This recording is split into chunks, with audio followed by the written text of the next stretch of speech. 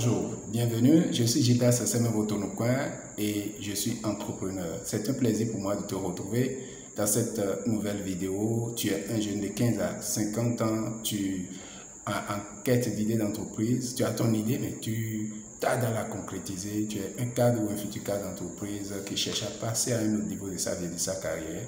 Tu viens de libre financièrement, tu te retrouves à la bonne place et au bon moment. Aujourd'hui, nous allons parler de programmation. Attention, pas de programmation en tant qu'informaticien, mais nous voulons parler dans le contexte de l'entreprise ou de réalisation de buts, objectifs, projets, etc. Je te rappelle, avant de continuer, pour toi qui es nouveau sur cette chaîne, que c'est une série de vidéos que nous avons entamées et cette fois-ci, c'est le troisième épisode de la troisième saison. Cette troisième épisode est intitulé « Jeune, quel est ton programming ?» ou ta programmation. Comment définir la programmation? La programmation, pour moi, c'est la clarification et l'organisation des différentes étapes dans le cadre d'une tâche, d'un objectif, d'un but ou d'un événement, selon une certaine logique pour assurer sa réalisation. Tu as déposé la question, mais qu'est-ce que c'est quelle est la différence entre le planning dont nous avons parlé hier et la programmation aujourd'hui? De façon générale, il faut noter ceci.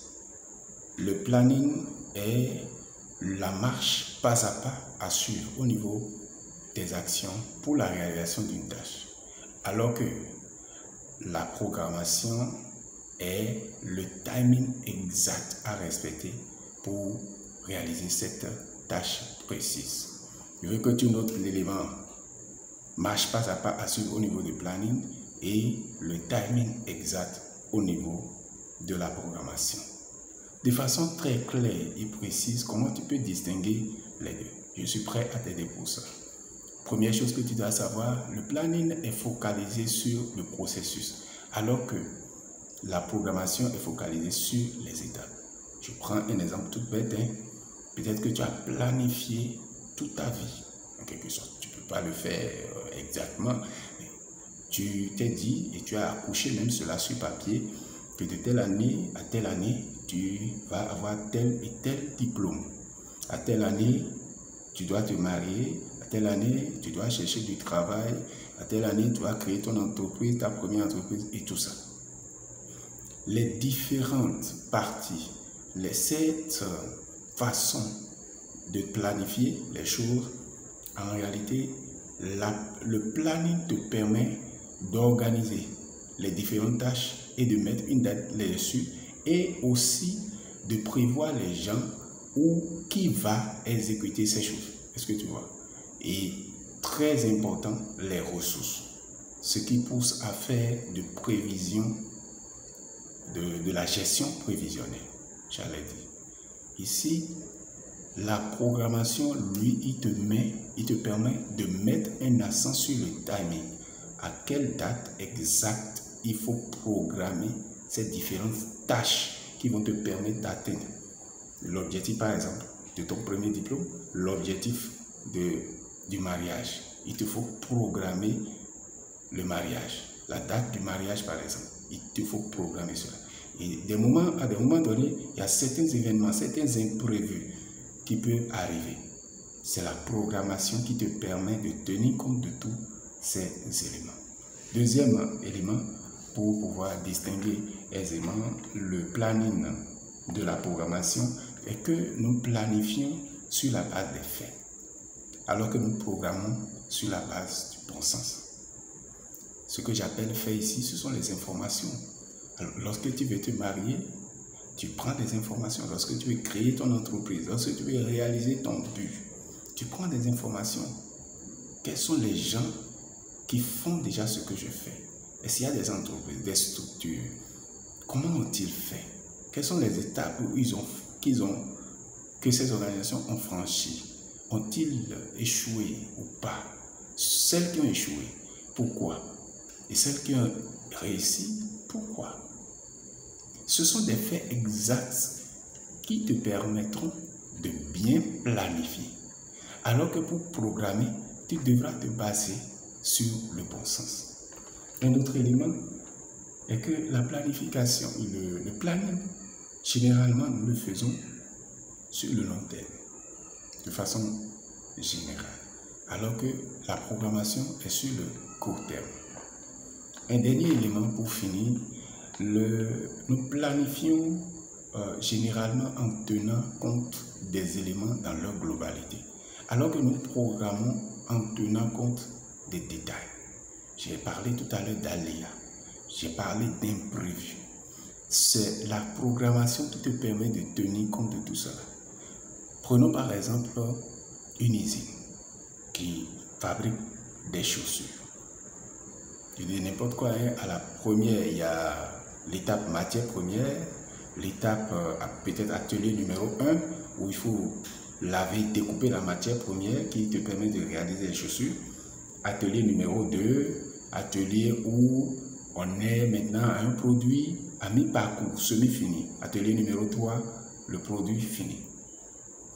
Lorsque nous venons à l'atelier numéro 1, où il faut laver et découper les matières premières, la planification, lui, il a déjà organisé le processus. Quel est le processus? Premier niveau, deuxième niveau, ainsi de suite. Mais la programmation, lui, il va dire de façon exacte dans quel timing il faut faire les choses. À quel degré l'eau doit être pour pouvoir laver la matière première. Selon quelle mesure il faut couper, c'est lui qui va s'occuper de ces détails et surtout de quand il faut le faire. Parce que comme tu le sais, dans le cadre de la cuisine par exemple, il y a un timing exact pour chauffer l'eau, pour chauffer l'huile, mettre les choses. Quand tu ne respectes pas, tu n'auras pas le résultat escompté. Et lorsque il s'agit pour toi d'atteindre ton but dans la vie, après, dans la planification de façon globale, il faut que tu maîtrises ce que c'est que le planning et que tu maîtrises ce que c'est que la programmation. Dans la programmation, un bonus pour finir cette vidéo est qu'il faut chercher de l'aide. La recherche de l'aide ici est d'aller à la quête d'informations. J'ai parlé de faits tout à l'heure, c'est pour souligner cet aspect-là de la chose. J'ai parlé de faits.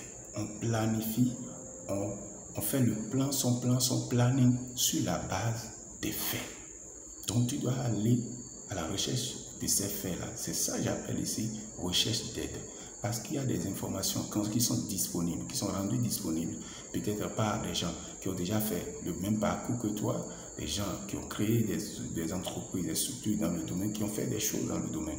Donc, c'est dans le cadre de la création d'une entreprise, par exemple, tu vas voir quelles sont les 10 meilleures entreprises dans ton domaine, quelles sont les différentes étapes que ces entreprises ont franchies et ces entreprises-là, qu'est-ce qui fait leur succès? Tu peux également étudier celles qui ont échoué. Pourquoi est-ce que ces entreprises-là ont échoué? Et tout ça te permet de mieux planifier, de mieux programmer. Voilà ce que je voulais partager avec toi dans cette petite vidéo.